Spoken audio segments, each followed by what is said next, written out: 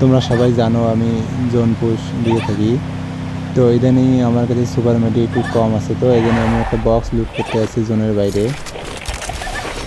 এখানে এসে প্রায় মোটামুটি 5টা সুপার মেডি পেয়ে যাই আমি। সুপার মেডিগুলো নিয়ে আবার জোনে ঢুকছি।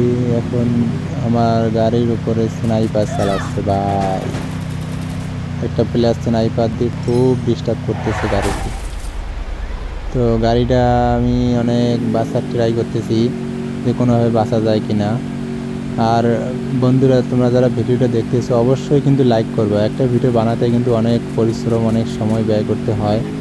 তো সবাই দয়া করে ছোটো ভাই হিসেবে চ্যানেলটা সাবস্ক্রাইব করবা, লাইক কমেন্ট শেয়ার এগুলো করতে কিন্তু ভুলবা না। স্ক্রিনে ডাবল ট্যাপ করে দিলে লাইক হয়ে যাবে। আর তোমরা শেষ পর্যন্ত দেখতে থাকো আমি ম্যাচটা বুয়া করতে পারি কিনা।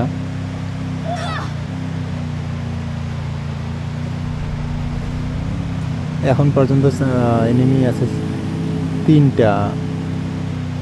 3জন আছে, আমি সহ 4জন।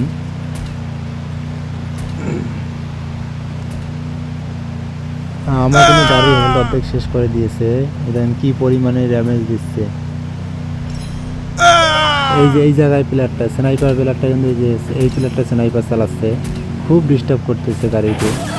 আর তোমরা জানো তো গাড়ির উপর স্নাইপার চালাইলে কিন্তু গাড়ি টেকে না, ক্যারেক্টারও কাজ করে না, গাড়ি ফেটে যায়। তো ভিডিওটা যারা দেখতেছো সবাই লাইক করে দাও এবং লাস্ট পর্যন্ত দেখতে থাকো ম্যাচটা আমি বুয়া করতে পারি কিনা। এখন পর একটা এনিমি কিন্তু হয়ে গেছে, এনিমিটা হয়ে গেছে।